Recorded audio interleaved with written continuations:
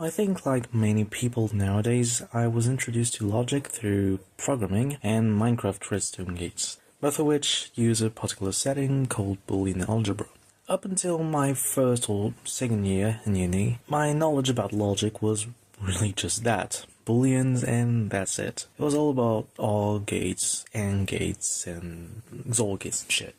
But boy, was I blind to the plethora of things that logic actually covers, both historically and currently. Even now, I think it's quite a messy field of study, and it can be pretty hard to know where to start.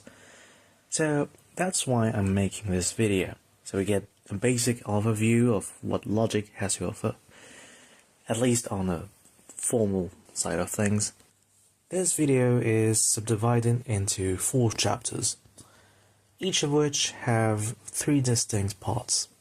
I'm not going to tell you what to do. You could definitely watch this video all the way through, at least to get a general overview of what you're getting yourselves into. If you really want to learn these things, I suggest you make pauses after each part. Well, not each part necessarily, if you're already familiar with this or that topic, but every single part without exception is important. This is why at the end of most parts there are going to be a few exercises that I will solve at the end of the video, just so you can try to apply by yourself the knowledge I try to teach through the course of that quite long video. This video, even though it's probably like an hour long, is extremely dense in information. I try not to be too concise, so you still have time within each part to digest as much information as possible, but I think that in some parts of the video you're actually gonna need to pause right in the middle of them. It's a lot. I'm not here to make pop sci, or well, pop logic in this case. I'll try to make this video manageable to people who want to learn about these things, but I'll mostly emphasize on how it works with a lot of the nitty-gritty detail. So fasten your seatbelts, because holy shit.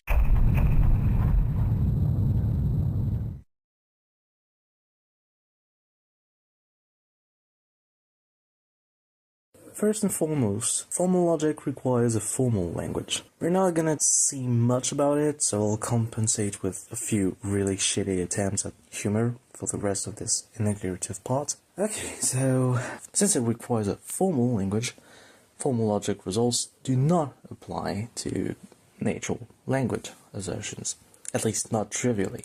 So no, Gödel's incompleteness theorem doesn't actually prove the existence of God or any bullshit like that. Let's define what a formal language actually is. Basically, you need a collection of symbols in an extremely general sense, like letters, glyphs, digits, modifiers, punctuations, words, sentences, planets, universes, fallen gods, Lovecraftian creatures, and cats, possibly, from multiple natural or engineered alphabets, scripts, and others, merged together to form a formal alphabet.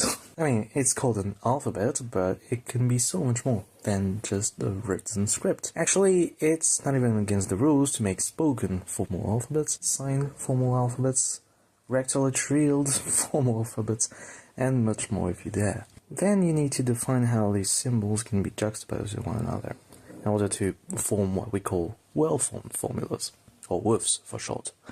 I know I'm a cat, but I believe in puppy folk and cat folk harmony, so I don't really mind having to bark if it helps teaching about formal logic.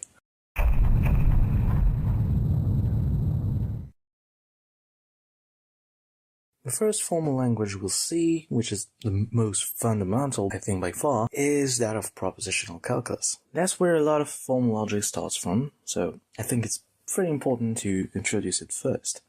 Okay, so here's how it goes. The symbols for propositional calculus are usually uppercase letters, coupled with a conjunction symbol, a disjunction symbol, a conditional, a biconditional, negation, a terminal object, and finally an initial object. Oh, and there are brackets too. No worry, I'll explain what these symbols are used for later, but before that, we need to know exactly how propositional WOFs are formed out of this collection of symbols. The first rule is that any uppercase letter from the Latin alphabet, along with the initial and terminal objects symbols, form woofs on their own. The use of uppercase letters from the Latin alphabet is completely arbitrary. It's just what we use most of the time. Although there is at least a reason as to why we only use letters and not like words or sentences. It's more convenient to write B 100 times than to write the sky is blue 100 times. I think you can see why. So yeah, it's mostly because of convenience. The second rule states that any two woofs can be combined into a single woof by juxtaposing them to a conjunction symbol. The third rule is the same with disjunction, then the conditional, the biconditional. Finally, the sixth rule states that any one woof can be turned into a new woof by juxtaposing it to a negation symbol. Or between brackets. We really need that kind of stuff in order not to say complete bullshit, like how Gödel's incompleteness theorem, yes, this again, somehow shows that magic created the fucking universe. I'm not even kidding. Someone actually said that at some point and thought it was completely okay and like utterly deranged. I know we're not at the end of this part, but I think we already need a few exercises. Once again, the solutions will be at the end of the video. Okay, now that we got that out of the way, we can learn what all these weird symbols are actually used for. Well, actually not now. We first need to supplement our formal language with what we call a proof system. Yay, finally, actual logic with proofs and shit. In a proof system, you have a bunch of rules of inference, not to confuse with the rules of construction. That's for formal languages. In proof systems, we talk about rules of inference. They tell you how to entail a new woof out of another woof, in a way. This kind of entailment is called syntactic entailment. And that's one of the most important things you need to know about if you actually want to dig stuff about formal logic by yourself. In order to make such entailments, we can operate on the woofs themselves, like in Hilbert systems. However, it's also pretty common to use sequent notation in order to keep track of which assumptions are used at each step of the proof. This notation is extremely common, and it really helps keeping track of as much relevant information as possible, although it does require a meta language, with a supplementary syntactic entailment symbol on top of the original language's formal alphabet. In that meta language, you basically just need one rule. Any two woofs of the original language form a woof in the meta language by juxtaposing them to the syntactic entailment symbol. One of these two woofs in the original language is the antecedent, or the assumption, if you prefer, while the other is the consequent, the woof that can be entailed thanks to said assumption. Now, if we want to actually explain what all these operations actually do, we need to introduce you to the main character of all formal systems, rules of inference. But first off, exercises, again, sorry. I think it's pretty important to know how to differentiate between original language woofs and meta language woofs.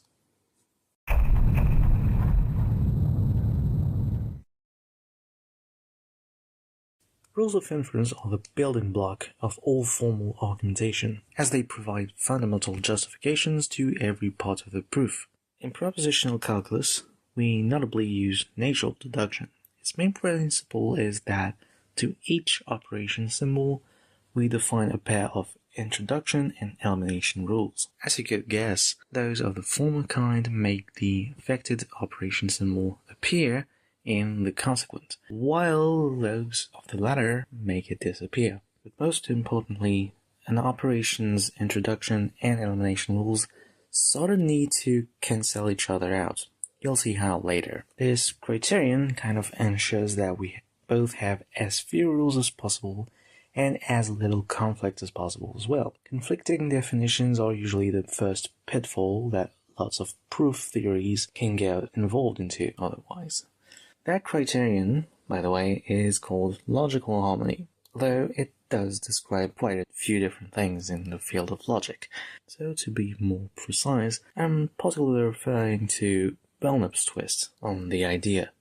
Before we have a look at the real rules of inference for natural deduction, one has to know two main properties of syntactic entailment in the context of natural deduction. First off, it's reflexive, which means that any woof can entail itself. That's called the repetition rule.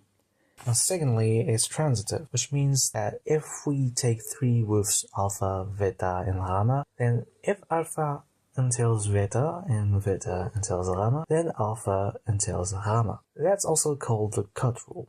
Okay, now we're ready to learn what these operations are actually used for in natural deduction.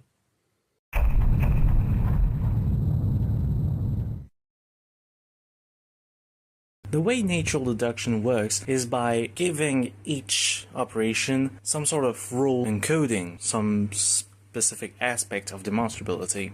So for example, conjunction encodes the simultaneous demonstrability of every one of its members, so every one of its conjuncts. So if we can prove that A conjuncts with B, it's the same as proving A and proving B at once. Disjunction, on the other hand, is a bit more complicated. It encodes the fact that any shared conclusion between either disjunct should also be proved. So if you can prove the disjunction between A and B, and if both A and B entail on their own some other thing, C, it's the same as proving C itself.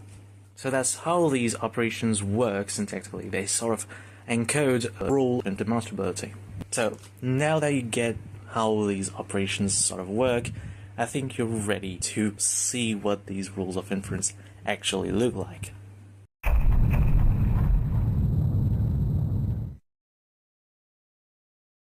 Since we can now have a look at the usual rules of inference, we'll start with the most basic operation, which we call the conjunction. The introduction rule for conjunction states that if gamma entails alpha and if gamma entails beta, then gamma entails the conjunction from alpha to beta. Likewise, the elimination rules, and yes, that's plural, state that if gamma entails the conjunction from alpha to beta, then gamma can entail alpha or entail beta, depending on what we need at the moment. It can entail both technically, but not at the same time. Now, how do these rules actually cancel each other out?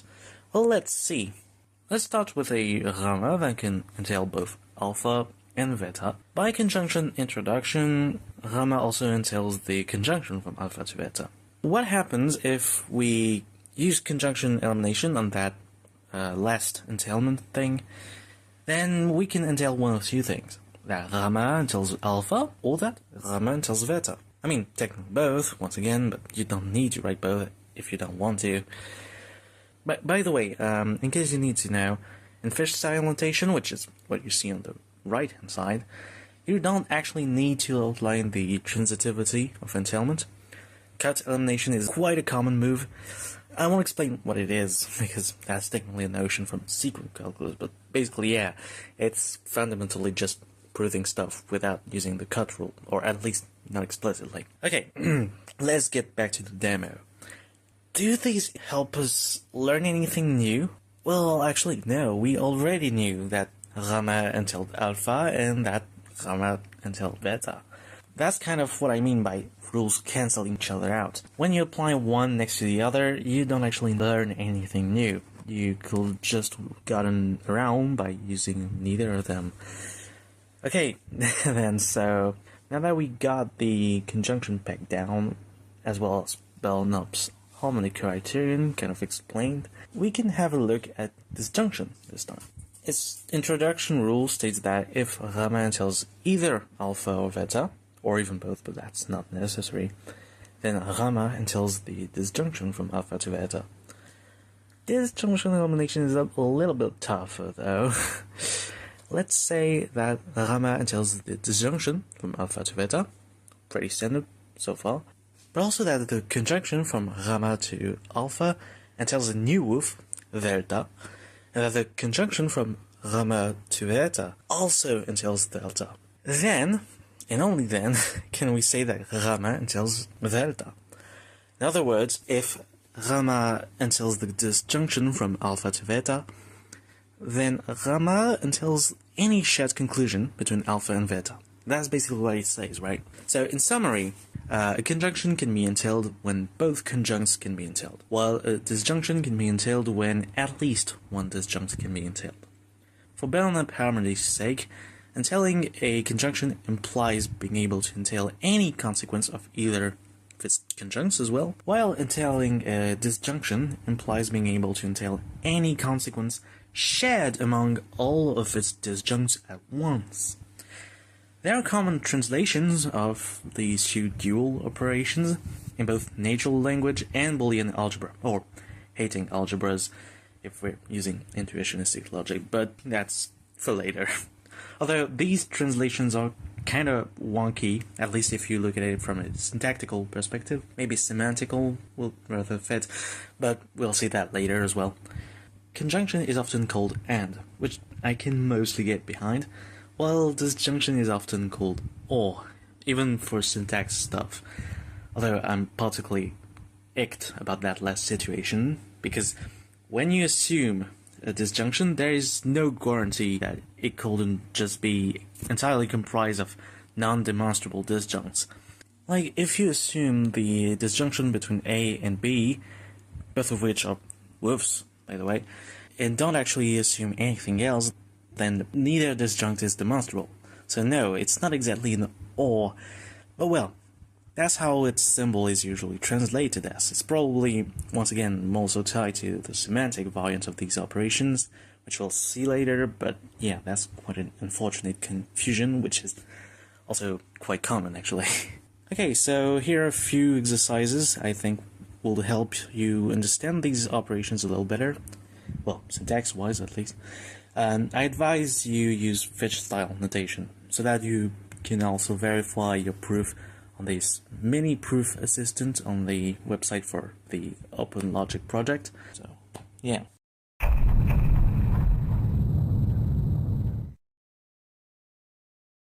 The conditional helps talk about entailment relationships between woofs, while also being a woof itself, contrary to, actual entailment. It's often called the material implication, which I guess is because it takes entailments, sometimes called implications, that we can derive in the meta language and materializes them into its own entailed woof. So yeah, let's look at the rules for the conditional then. So its introduction rule says that if the conjunction from gamma to alpha entails beta, then gamma entails the conditional from alpha to beta. Its elimination rule, which is traditionally called modus ponens, states that if gamma entails the conditional from alpha to beta, and gamma entails alpha itself, then gamma also entails beta. Trust me, this pair of rules actually satisfies Belknap's criterion for logical harmony. I mean, honestly, they're nearly symmetrical, but anyway. I already kind of explained what the conditional does, so I won't get too much into that now. Although, since it's also called the material implication, we usually translate the conditional symbol as implies.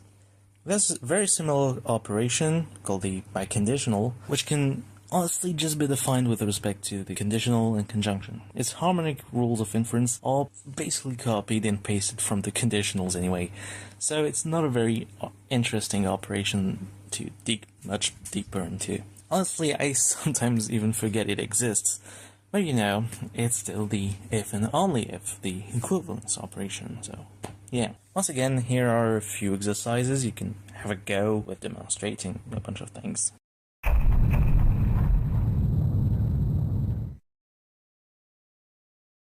Now we can look at negation, this godforsaken operation. Yeah, in my previous video, I did say a lot of logics differed by how they deal with implication, but more often than not, it's also a consequence of how they differ in treatment and negation, actually. Here's how it usually works, though. First, negation introduction states that if the conjunction from gamma to alpha entails the initial object, then gamma entails the negation of alpha. Negation elimination states that if gamma entails the negation of alpha, and gamma also entails alpha itself, then gamma entails the initial object. If this reminds you of the conditional's rules of inference, then you have quite a keen eye for detail. Intuitionists even define the negation of alpha as the conditional from alpha to the initial object. Of course, one may wonder what the initial object is all about as well. Because of all of this, I used to call the initial object the contradiction mark in a way. I mean, it kind of is, right? It's always negatable, and everything that implies this contradiction mark is kind of contradictory itself. It's negatable. Like, if the sky is red implied that contradiction mark, then we should say that the sky is not red.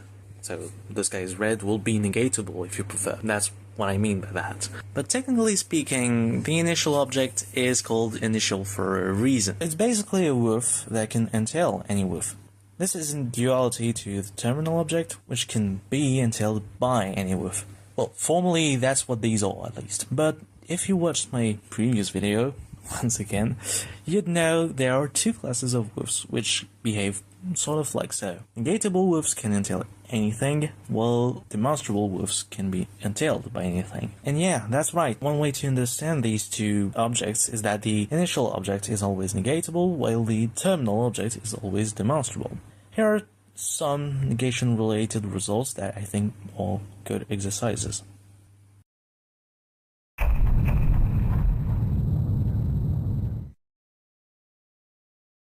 Now, writing the chapter that I'm about to start right now was a really daunting task, because I'm not exactly comfortable with semantics, but I think I pegged down just enough to give a solid enough introduction to the matter.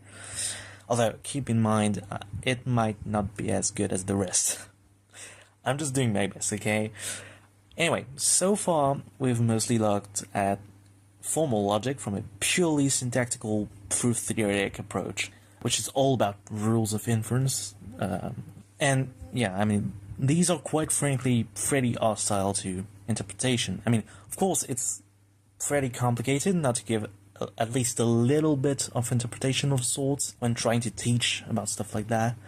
Because of this, I had to resort to some sort of naive proof-theoretic semantics. In other words, I gave meaning to all these operations by only using how they're used for syntactically, focusing on their roles inside of natural deduction proofs and stuff like that. However, in proof theory, syntactical entailments are the main character of the story, whereas interpretation is supposed at least to be secondary, if not non-existent, ideally. I mean, dealing with interpretation is a bit more trivial when you actually have a proof at hand, but it doesn't necessarily help in providing an actual proof, so it's not really regarded as something we actually need. What we're gonna see now is mostly the opposite. In formal semantics, sometimes called semantics of logic, proofs are still able to be made, although they're pretty secondary. It's more algorithmic and calculatory, hence more trivial and left as an exercise to your computer. What really matters is the more interpretative part, in a way. It might sound a bit more philosophical when you say it like that, and to be quite frank, it kinda is, yeah. Semantics of logic are also a very wide mess. You have Tarskian semantics, Kripke semantics, game semantics, proof-theoretic semantics, etc., etc. But what we're gonna see here is mostly the basics in what we usually refer to by semantics in a more classical context. Keep in mind, it's nothing but an introduction to the field of formal semantics, so yeah.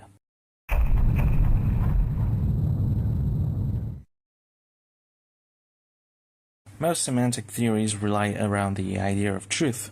Most notably, we can give each woof a truth value, meaning we identify each woof as either true or false. Formal semantics is, as I said, quite a large subject, but since truth semantics cover more practical ground, that's what we're gonna look at. So the idea is to turn each operation into some sort of truth schema, meaning it extracts the truth values of each woof it's built upon, and outputs its own truth value, which entirely depends on the truth values of these former ones. So for example, the conjunction from alpha to beta can be made true if and only if both conjuncts are true at once. Of course, the truth value of a woof requires at least some assumption. This is why we use semantic entailment. Basically, if alpha being true is sufficient for beta to be true, we say that alpha semantically entails beta. Of course, one might wonder what is the link between semantic entailment and syntactic entailment, since their names are so close to one another. Well, usually we want our semantics to be at least as strong as our syntax. which means if alpha syntactically entails beta, we want alpha to semantically entail beta. This property is called soundness. The converse, on the other hand, is called completeness, but it's not necessarily the point I'm trying to reach here. In fact, I want to focus on how to construct sound semantics for propositional calculus. And for this, we can use a sort of truncated T-schema, which is something that gives the following rules. The negation of alpha is true if and only if alpha is false. The initial object is always false. Terminal object is always true. The conjunction from alpha to beta is true if and only if both alpha and beta are true. The disjunction from alpha to beta is true if and only if at least alpha or beta is true. See, that's what I meant when I said it makes more sense to treat disjunction as an OR given a semantic context rather than a syntactical brute-theoretic one. Anyway, and finally, the conditional from alpha to beta is true if and only if the disjunction from beta to the negation of alpha is true. Sure, that's the weirdest one of the bunch, but if you watched my previous video, you can probably infer why that generates sound semantics for the conditional. However, the T-schema actually doesn't stop there. But to go any further, we need to make quite the interlude as we slowly step out of propositional calculus, which is sometimes called zeroth order logic. I think you see where I'm going with that, and dive right into first order logic territory. Before that, though, here are a few exercises to help you grasp semantic entailment a little better. Okay, now let's get to the next part.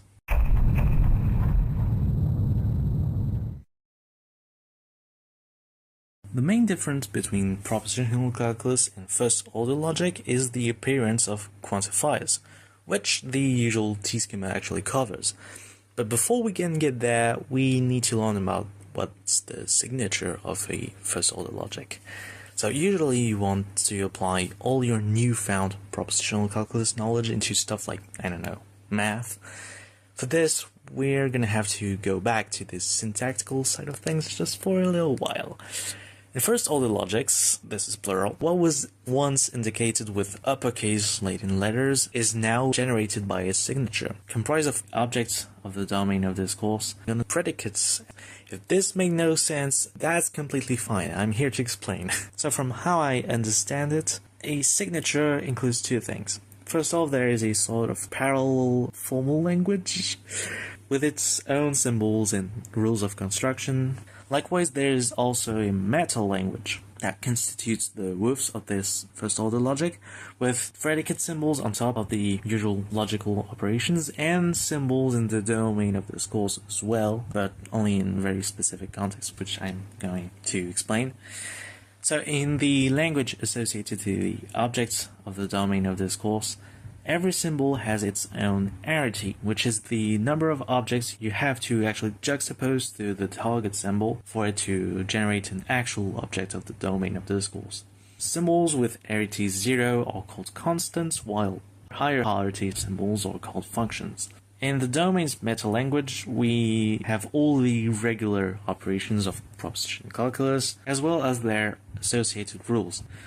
But on top of that, we also have additional symbols that are called predicates, the latter of which also have arity. Here, the arity of a predicate refers to the number of objects in the domain of discourse that you have to juxtapose to the target predicate symbol in order to generate an actual woof. The most common predicate is equality, which, as a matter of fact, can sometimes be packed with first-order logic itself, instead of being left to its signature. I mean, both methods do happen in the wild, but in one case, we have regular first-order logics, where equality is just any regular predicate that you could technically define in its signature. And on the other side, we have first-order logics with equality, which come with specific rules of inference on how to handle equality, syntactically speaking. So in this setting, introducing equality is pretty simple. The terminal symbol always syntactically entails the equality from alpha to alpha itself. As you can see, it's a rule of inference which starts with the terminal symbol syntactically entails blah blah blah. We don't have a rama or anything like that before the entails thing, so that's what we call an axiom. Yeah. Anyway, and obviously you can also eliminate equality, like so. Let's say you have phi, some formula that depends on some variable x. Oh yeah, widths can depend on variables now. They can only span across the whole domain of discourse though, no more, no less. Can't make variables of widths or stuff like that. Be very aware though, variables present in the antecedent side of a sequence are interpreted as like constants in a way, and thus can't be indiscriminately replaced by any object of the domain of discourse, while those present only in the consequent side are truly arbitrary variables, basically. So if gamma syntactically entails the equality from S to T, or from T to S, and if gamma syntactically entails phi when x is replaced by s, then gamma syntactically entails phi when x is replaced by t instead. But once again, not every first-order logic requires equality to be defined out of its signature, but if you do choose a first-order logic with equality, you will need that. Otherwise, that's not a first-order logic with equality. In some contexts, you might even need to add the Leibniz identity rule, but we're not gonna get into that. It kind of requires second-order logic to be formalized properly. Like, basically, second-order logic treats predicates like we treat objects in first-order logic, and the objects of the first-order logic become sort of sub-objects in a way. And yes, it does go on for 3-order logic, 4-order logic, and generally higher-order logic, but it's not really the point of the video.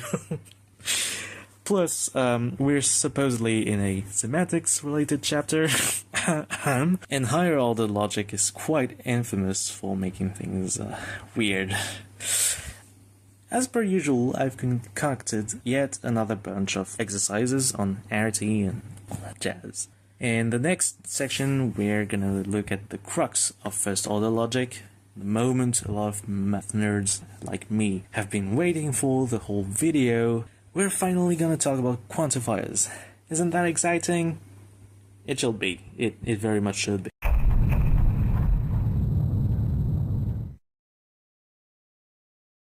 So, quantifiers are kind of like operations, although they take both a width and presumably one of its variables, that which is nothing but a placeholder for any or some, it depends on the quantifier, objects of the domain of discourse. When the variable of a width becomes quantified like so, we say it becomes a bounded variable. Otherwise, we would call it a free variable. Anyway, the quantifiers of first-order logic, usually, are the universal and existential quantifiers. The universal quantifier is often translated as for all or for any. On the other hand, the existential quantifier is translated as for some, or there exists. Since they're new operations though, we do need to add some rules of construction for them.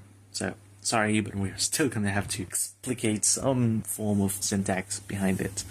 So first off, we can turn any variable x in with phi into a new width by juxtaposing them to the universal quantifier symbol. This makes x specifically a bounded variable. Likewise, we can turn any variable x in with phi into a new width by juxtaposing them to the existential quantifier symbol. This also makes x a bounded variable. Okay, that was pretty simple. Now, what we need to do is to define how we're going to handle these two quantifiers in a model theoretical way, which is the usual semantic theory revolving around first-order logics. The good news is, our old friend the T-schema is finally back to help. So what do they have to say? Well, they say that gamma semantically entails the universal quantification of x over phi, if and only if, for every single object t in the domain of discourse, gamma semantically entails the width you get from taking phi and replacing every instance of x by t. Likewise, gamma semantically entails the existential quantification of x over phi if and only if there exists some object t such that gamma semantically entails the width you get from taking phi and replacing every instance of x by t. That last one is pretty easy to show most of the time. You just need to find an object t and boom, you've got that semantic entailment of it. But for universal quantification though, I mean it's fine when you have like 2, 3, 5, 10, maybe even 1,000 objects or something, since you can check every case on your computer after all. But that gets quite inconvenient when dealing with signatures that have infinitely many objects. A model V.III is basically some with alpha such that alpha semantically entails V.III. If there exists such a model for V.III, we say V.III is satisfiable instead of demonstrable. Usually alpha is supposed to describe a whole as theory, like a set of woofs and stuff, I guess. But a woof is more than enough for this. We don't need any set theory yet, after all. Of course, I have a few exercises for practice's sake, just as always.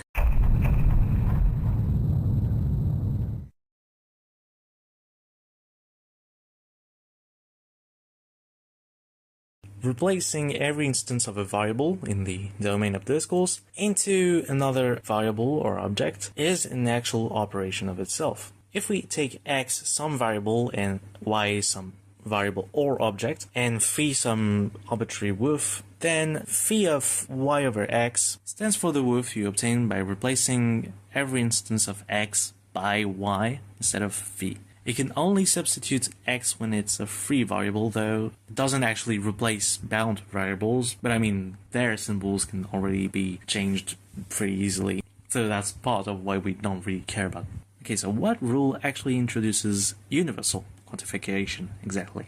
Well, for two arbitrary variables x and y, if gamma of nothing over y entails phi of y over x, then gamma of nothing over y also entails the universal quantification of x over phi. What I write as nothing over y is unconventional notation, but that means y can't be used in gamma as we need y to be arbitrary, and therefore cannot be present anywhere in the antecedent. Because once again, when a variable is present in the antecedent, it's not exactly arbitrary. It's usually considered to be a sort of constant value. And you can't replace it by anything you want, basically. You can try to compute it, but it's, I mean, maybe it doesn't have a very computable representation. But anyway, we're not gonna get into that. But anyway, yeah, I know it's a bit quirky on notating stuff here, and that's honestly not how it's usually written down either, but most of the stuff requires spelling these conditions outside of the inference block itself, which is sucks just as much, to be honest. First order logic syntax is incredibly inelegant and awkward, so yeah, I tried. By the way, universal introduction is sometimes called generalization as well. Universal elimination, however, or instantiation, sometimes it's called, is slightly more straightforward, at least. If gamma entails the universal quantification of x over phi, then gamma entails phi of t over x, where t can be a variable, whether it be in the antecedent or not, or it could be a specific object as well. Okay, let's look at existential quantification now. So if gamma of nothing over x entails phi of t over x, then gamma of nothing over x also entails the existential quantification of x over phi. And finally, if gamma entails the existential quantification of x over phi, and if the conjunction from gamma to phi of t over x entails alpha of nothing over t, then gamma entails alpha of nothing over t. The latter is pretty insightful. It kind of shows how the existence of an object that satisfies a given formula is enough to prove something. Just like how inhabited types are seen as proofs for... Okay, I'm getting way ahead of myself there. Let's get ourselves back to some good old exercises. This should give us a better practical understanding of how first order logic works on the syntactical side of things, I guess.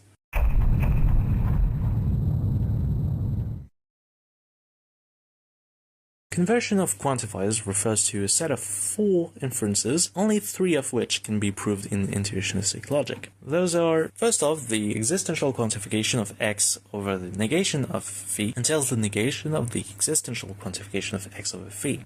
The universal quantification of x over the negation of phi entails the negation of the existential quantification of x over phi. Finally, the negation of the existential quantification of x over phi entails the universal quantification of x over the negation of phi. I think you can guess what the last conversion of quantifiers could be. But the fact of the matter is, given the rules of inference of intuitionistic logic, which includes all the rules of inference that we've seen so far, we're completely unable to prove the fourth conversion inference. This is on purpose. Indeed, intuitionistic logic purposefully makes the negation of the universal quantification of x over phi unable to entail the existential quantification of x over the negation of phi. This is because this inference is judged unconstructive. Like basically you're saying, yeah, this property is not universal, so there exists something that doesn't have this property. Yeah, but which one? Which object does not have this property? I don't know, actually. Yeah, so any rule that would entail this very inference is deemed intuitionistically invalid. Mind you, not every such inference can be used interchangeably. Notably, if you simply add this inference, this last conversion of quantifiers, to the list of accepted rules of inference, it clearly won't be intuitionistic, but you won't be able to prove a lot more things either. A very similar thing is the Morgan laws. There are 4 of them, and guess what? Only 3 of them can be proved intuitionistically. First off, we have the disjunction from the negation of alpha to the negation of beta entails the negation of the conjunction from alpha to beta. Then we have that the conjunction from the negation of alpha to the negation of beta entails the negation of the disjunction from alpha to beta. And finally, we have that the negation of disjunction from alpha to beta entails the conjunction from the negation of alpha to the negation of beta. However, the negation of the conjunction from alpha to beta has no way of entailing the disjunction from the negation of alpha to the negation of beta according to intuitionistic logic. Conceptually, this is for the exact same reason as before. In a way, that's what happens with the conversion of quantifiers when the domain of the discourse only has 2 objects, 2 constants, in fact, let's say 0 and 1, and no function whatsoever. In that case, the universal quantification of x over phi is nothing but the conjunction from phi of 0 over x to phi of 1 over x. Likewise, the existential quantification of x over phi is nothing but the disjunction from phi of 0 over x to phi of 1 over x. This is why these 2 collections of 4 inferences each behave so similarly. Because of this, making the Morgan law a rule of inference is also prohibited in intuitionistic logic. So accepting all 4 De Morgan laws, or all 4 conversions of quantifiers, do generate a non-intuitionistic logic. However, the systems that they will generate, even when they're taken together, is not exactly a common one at that. Most of the time, non-intuitionistic logics tend to gravitate towards classical logic, and revolves around the concept of double negation.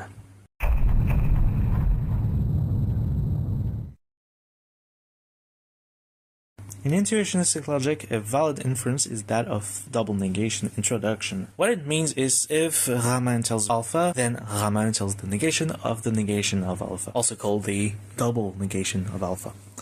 However, it doesn't actually go the other way around. Actually, it can't, because it will not only yield all 4 conversions of quantifiers, but also all 4 De Morgan laws. And we already know that neither of them is acceptable in an intuitionistic context.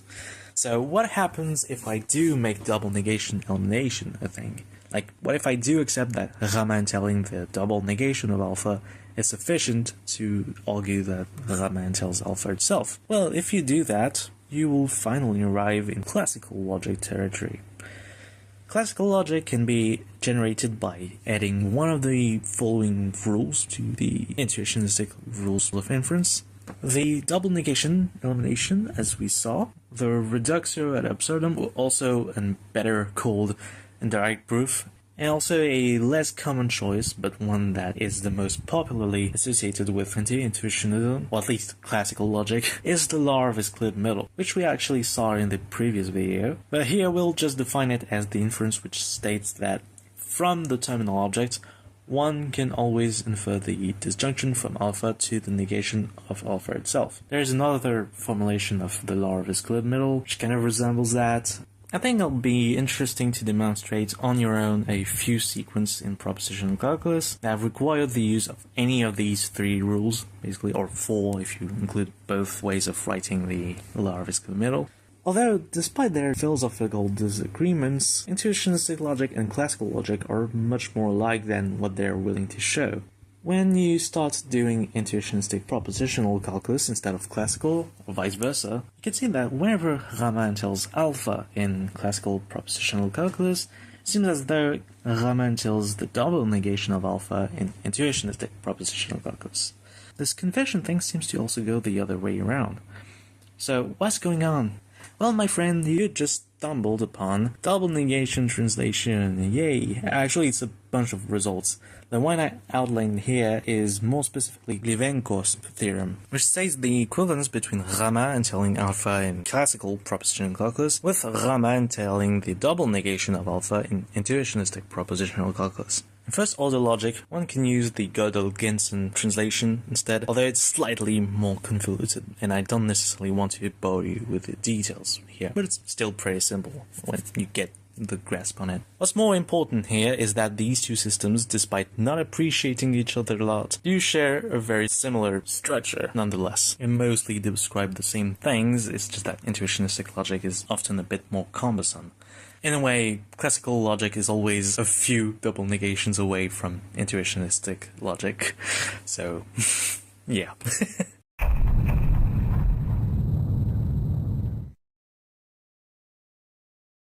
Although more cumbersome, intuitionistic logic is a bit more minimal and is also often sufficient to carry on very interesting theories. Notably, it forms the basis of modern-day type theory. I won't talk too much about it. Instead, I'll advise you first have a look at the Brouwer-Hating-Kolmogorov interpretation of intuitionistic logic, and then have a look at this fantastic video by Isomorphic, which goes all the way from lambda calculus to the Curry-Howard correspondence. At this point, you'll have a pretty solid start for type theory, but you can go further. To get some practice with it, I advise you learn a proof assistant, like Lean, notably, which is based on a particular lambda calculus called the calculus of constructions, which itself was created for another proof assistant called Coq. So you can learn either of them, actually. But Lean has a better syntax in my opinion. Then I guess you could also learn a bit about Martin-Löf type theory as well, with which you can get more practice using another proof assistant called Agda. Keep in mind, however, that Agda is extremely extended from the actual Martin-Löf type theory.